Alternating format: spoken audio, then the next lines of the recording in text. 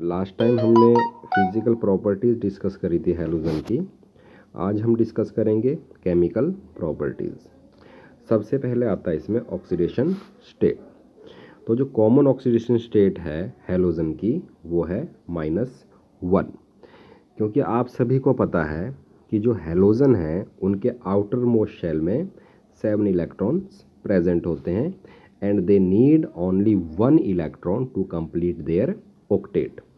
इन्हें अपना outer most shell complete करने के लिए केवल 1 इलेक्ट्रॉन की रिक्वायरमेंट होती है, तो इसलिए कहीं से भी 1 इलेक्ट्रॉन गेन कर लेते हैं। तो जितने भी आपके हैलोजन हैं वो -1 ऑक्सीडेशन स्टेट शो करेंगे। फ्लोरीन को छोड़ के जो आपका क्लोरीन है, ब्रोमीन है, आयोडीन है, ये +1, +3, +5 और +7 ऑक्सीडेशन स्टेट भी शो करते हैं। ये इस बात पे डिपेंड करता है कि जो आपका हैलोजन है उसके पास कितने अनपेयर्ड इलेक्ट्रॉन प्रेजेंट हैं एक्साइटमेंट के बाद।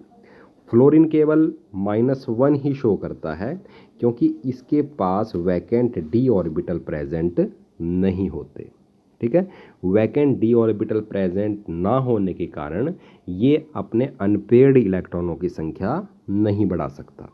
ठीक है, ये हम आगे इलेक्ट्रॉनिक कॉन्फ़िगरेशन से डिस्कस करेंगे। तो यहाँ पर आप देखिए जो हैलोजन है, जो उसका ग्राउंड स्टेट कॉन्फ़िगरेशन है वो है NH2NP5। इस स्टेट में आप देखिए केवल इसके पास एक ही अनपेयर्ड इलेक्ट्रॉन प्रेजेंट है, तो इस स्टेट में केवल ये एक ही कोवलेंट बॉन्ड बना पाता है। तो इस स्टेट में होने पर या तो ये शो करेगा -1 ऑक्सीडेशन स्टेट या शो करेगा +1 ऑक्सीडेशन स्टेट। ये डिपेंड करेगा कि ये माइनस शो कर रहा है या प्लस शो कर रहा है कि ये जिस दूसरे एलिमेंट से जुड़ा हुआ है उसकी इलेक्ट्रोनेगेटिविटी ज़्यादा है या कम है। जैसे उदाहरण ले लीजिए, जैसे FCl है, ठीक है, ये एक इंटर हैलोजन कंपाउंड है, 2 हैलोजन से मिलके बना है। तो फ्लोरीन की इलेक्ट्रोनेगेटिविटी है ज़्यादा और क्लोरीन की इलेक्ट्रोनेगेटिविटी है कम। तो इससे क्या होगा, जो bond pair of electron present है F और Cl के बीच में, वो शिफ्ट हो जाएगा किसकी तरफ, फ्लोरीन की तरफ, जिससे फ्लोरीन की ऑक्सीडेशन स्टेट तो होगी -1 और क्लोरीन की क्या होगी, +1। यहाँ पर फ्लोरीन और क्लोरीन दोनों ही अपनी ग्राउंड स्टेट में प्रेजेंट है। अब अगर मैं बात करूँ फर्स्ट एक्साइटेड स्टेट की, फर्स्ट एक्साइटेड स्टेट में क्या होगा कि जो आपका एक p इलेक्ट्रॉन वो कहाँ चले जाएगा, d ऑर्बिटल में, जिसके कारण जो आपके अनपेयर्ड इलेक्ट्रॉन हैं उनकी संख्या कितनी हो जाएगी, 3 हो जाएगी। संख्या अगर 3 हो जाएगी अनपेयर्ड इलेक्ट्रॉन की तो ये बॉन्ड भी 3 बनाएगा। ठीक है, क्योंकि जितने अनपेयर्ड इलेक्ट्रॉन होते हैं उतने ही क्या बनते हैं, हमारे कोवलेंट बॉन्ड बनते हैं। तो यहाँ पर अगर इस स्टेट में आपकी फर्स्ट एक्साइटेड स्टेट में अगर हैलोजन है तो वहाँ पर जो ऑक्सीडेशन स्टेट होगी हैलोजन की वो क्या होगी, +3। जैसा अगर मैं एग्जांपल दूँ आपको ClF3, तो इसमें जो Cl है इसकी जो ऑक्सीडेशन स्टेट है वो है +3 और जो फ्लोरीन है उसकी ऑक्सीडेशन स्टेट कितनी है, -1। तो यहाँ पर जो क्लोरीन का जो कॉन्फ़िगरेशन होगा उसमें वो इस तरह से होगा कि उसके पास कितने अनपेयर्ड इलेक्ट्रॉन होंगे, 3 अनपेयर्ड इलेक्ट्रॉन। उसी तरह से अगर एक इलेक्ट्रॉन को और एक्साइट कर दिया जाए d ऑर्बिटल में तो टोटल 5 अनपेयर्ड इलेक्ट्रॉन्स हो जाएंगे और वहाँ पर जो आपका हैलोजन है वो कौन सी ऑक्सीडेशन स्टेट शो करेगा, +5। ठीक है, उसी तरह से अगर थर्ड एक्साइटेड स्टेट आपकी होगी उसमें क्या होगा, आपका जो s इलेक्ट्रॉन है वो भी किस में प्रमोट हो जाएगा, d में प्रमोट हो जाएगा, जिसके कारण जो टोटल अनपेयर्ड इलेक्ट्रॉन्स हैं वो कितने हो जाएंगे आपके, 7। ठीक है, तो इस कंडीशन में जो आपका हैलोजन है वो +7 ऑक्सीडेशन स्टेट शो करेगा। जैसे कि उदाहरण है आपका IF7। यहाँ पर जो आयोडीन है वो थर्ड एक्साइटेड स्टेट में होगा और इसके पास 7 अनपेयर्ड इलेक्ट्रॉन होंगे जो ओवरलैपिंग करेंगे किससे, 7 फ्लोरीन जो आपके एटम्स होंगे, 7 जो फ्लोरीन एटम्स होंगे उनसे क्या करेगा, आयोडीन कंबाइन करेगा और क्या बनाएगा आपका IF7। The higher oxidation state of chlorine, bromine, and iodine are realized mainly when the halogens are in combination with small and highly electronegative element fluorine and oxygen। तो ये कह रहे हैं कि जो आपका हैलोजन है वो +3, +5 और +7 ऑक्सीडेशन स्टेट शो कब करेंगे, ये केवल किसके लिए है, क्लोरीन, ब्रोमीन और आयोडीन के लिए, जब ये अपने से ज़्यादा इलेक्ट्रोनेगेटिव एलिमेंट से जुड़े होंगे। ठीक है, तो हैलोजन से ज़्यादा इलेक्ट्रोनेगेटिव कौन है, आपके फ्लोरीन या फिर ऑक्सीजन। ठीक है, जैसे कि इंटर हैलोजन कंपाउंड्स आपके ऑक्साइड्स हैं या आपके ऑक्सो एसिड्स हैं, इनमें आपके जितने भी हैलोजन्स हैं वो सभी क्या शो करेंगे, प्लस ऑक्सीडेशन स्टेट शो करेंगे। ठीक है, जैसे इंटर हैलोजन कंपाउंड तो हमने अभी करे हैं, जैसे ऑक्साइड्स हैं, जैसे ये फॉर्मूला है आपका ClO2। ठीक है, तो इसमें जो ऑक्सीजन की ऑक्सीडेशन स्टेट आप सभी को पता है -2 है, -2 मल्टीप्लाई विद 2 तो टोटल -4 हो गया, और ये आपका न्यूट्रल है ClO2, तो क्लोरीन पे कितना होगा आपका +4। ठीक है, the oxidation state of +4 and +6 occurs in the oxides and oxo acid. ये हमने अभी डिस्कस करा था ऑक्साइड का एग्जाम्पल। ठीक है, जिसमें हैलोजन की ऑक्सीडेशन स्टेट कितनी आई है, +4। और जो ऑक्सो एसिड्स होंगे आपको बताया था मैंने, ऑक्सो एसिड्स कौन से कंपाउंड होंगे, जो बिहेव करेंगे एसिड की तरह, लेकिन साथ में उनमें क्या प्रेजेंट होगा, हाइड्रोजन।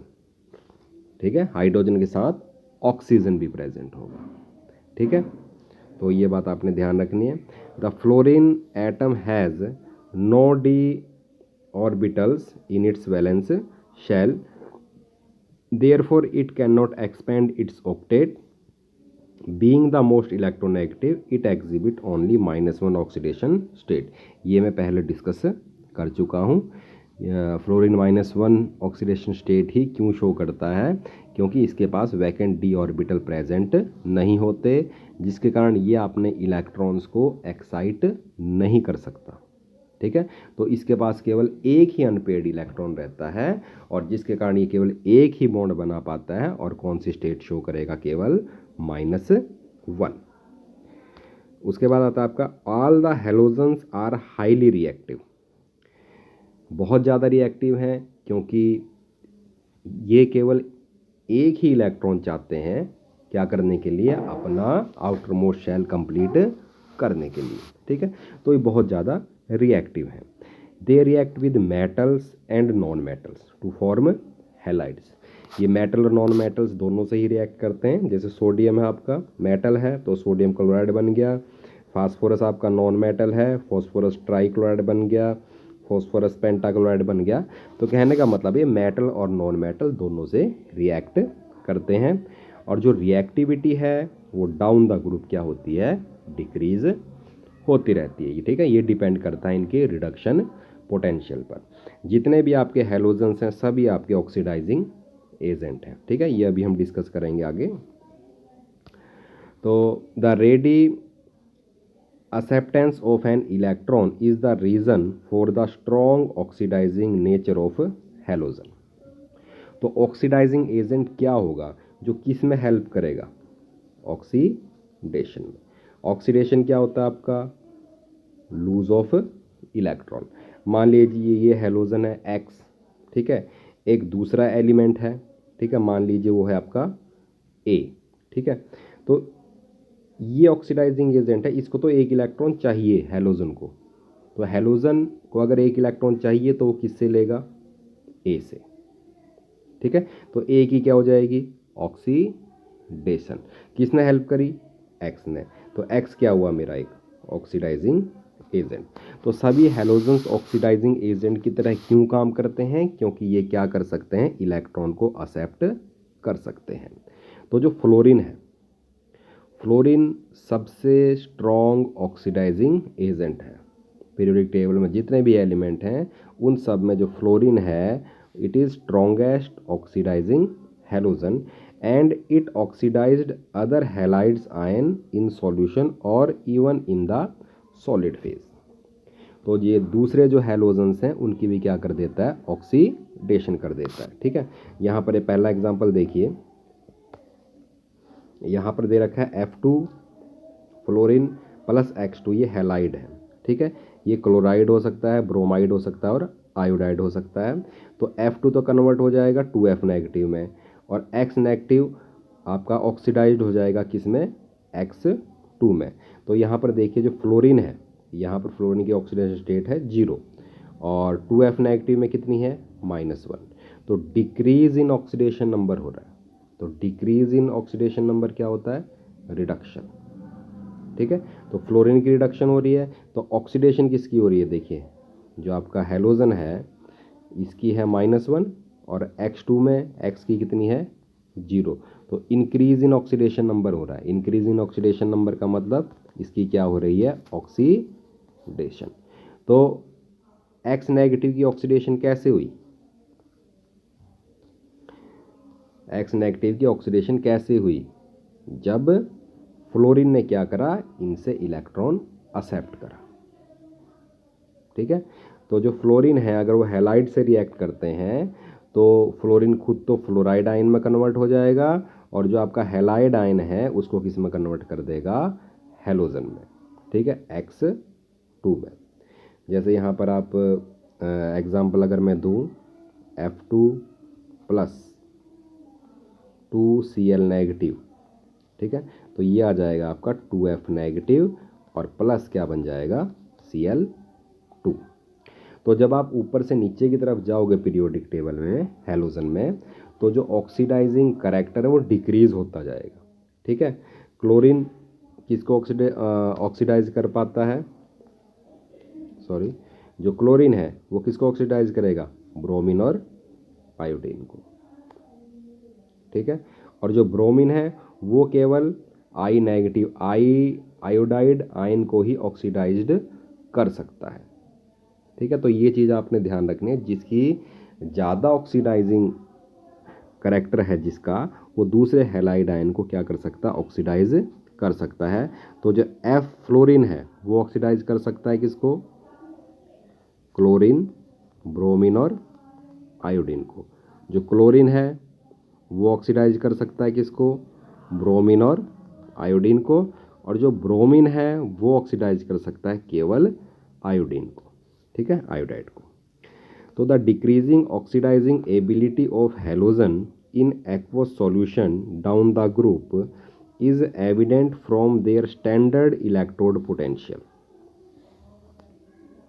जो ऑक्सीडाइजिंग एबिलिटी है वो हमें पता लगती है किसी भी एलिमेंट के इलेक्ट्रोड पोटेंशियल से।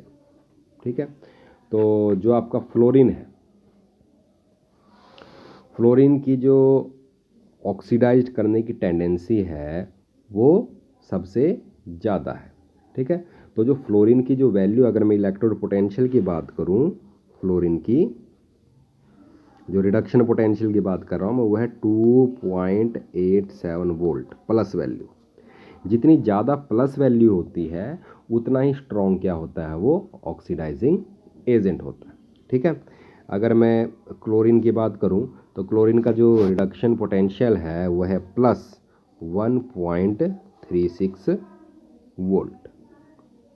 तो फ्लोरीन का रिडक्शन पोटेंशियल ज़्यादा पॉजिटिव है तो ये क्या होगा, आपका स्ट्रॉन्गर ऑक्सीडाइजिंग एजेंट। तो ये जो वैल्यूज़ हैं स्टैंडर्ड इलेक्ट्रोड पोटेंशियल, ये डिपेंड करती हैं dissociation energy, electron gain enthalpy और हाइड्रेशन एंथैल्पी। इन तीनों को हम जब सम करते हैं तब उसके बाद जो वैल्यू निकाली जाती है स्टैंडर्ड इलेक्ट्रोड पोटेंशियल की। The relative oxidizing power of halogen can also be illustrated by their reaction with water. Fluorine oxidized water to oxygen, whereas chlorine and bromine react with water to form corresponding hydrohalic and hypohalous acid। तो जो आपका fluorine है वो water से react करके water को oxidised कर देता है, किसमें, O2 में, मतलब ऑक्सीडेशन कर दी वाटर की। और जो दूसरे हैलोजन हैं फ्लोरीन को छोड़ के, वो जब वाटर से रिएक्ट करते हैं तो वो हैलो एसिड और हाइपोहेलस एसिड प्रोड्यूस करते हैं।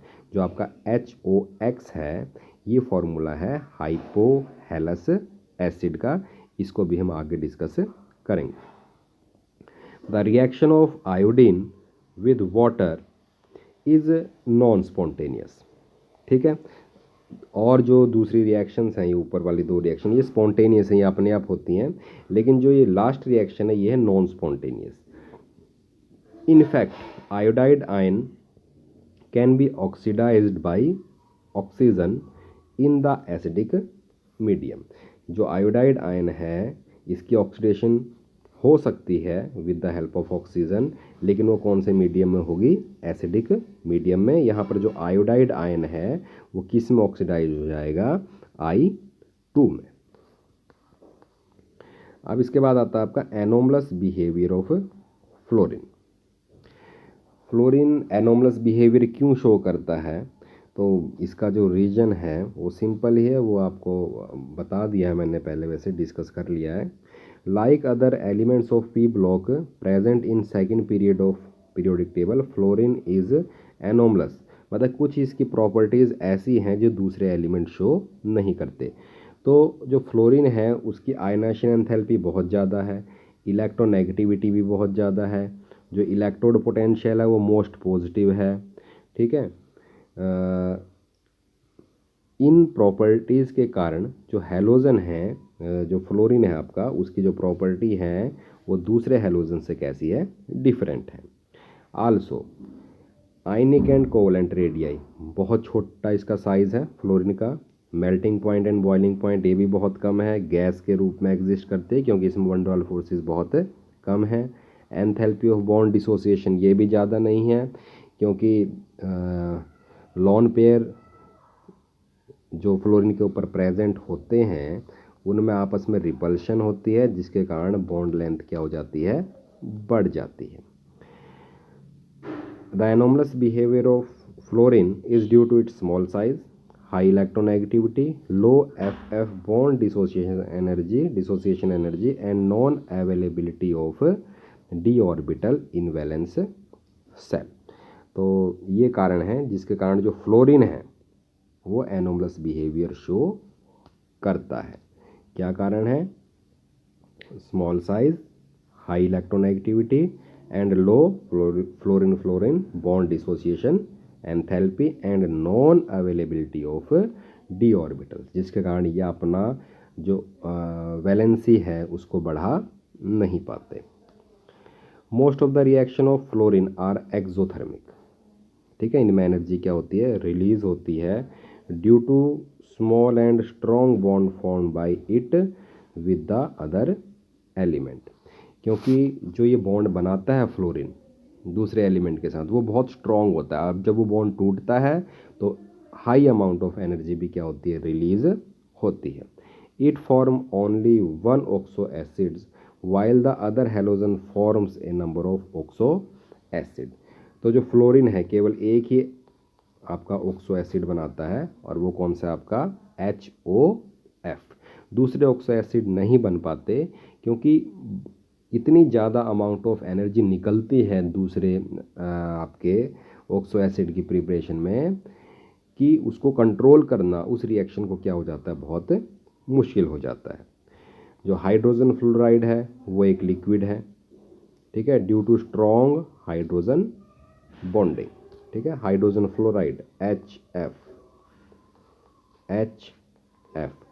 ठीक है, इस पे charge delta negative delta positive, delta negative delta positive.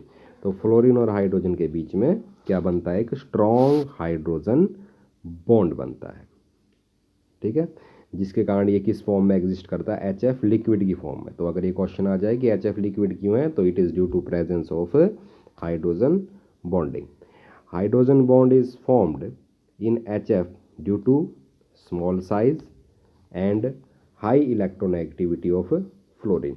तो ये दो कंडीशन हैं हाइड्रोजन बॉन्ड बनाने के लिए। कौन कौन सी कंडीशन है? एक तो इलेक्ट्रोनेगेटिविटी ज़्यादा होनी चाहिए और दूसरा साइज कैसा होना चाहिए? छोटा होना चाहिए। Other hydrogen halides which have bigger size and less electronegativity are gases. ठीक है, जो दूसरे आपके हाइड्रोजन हैलाइड्स हैं जैसे कि आपका HBr हो गया, HI हो गया, HCl, ये सभी गैस हैं। क्यों?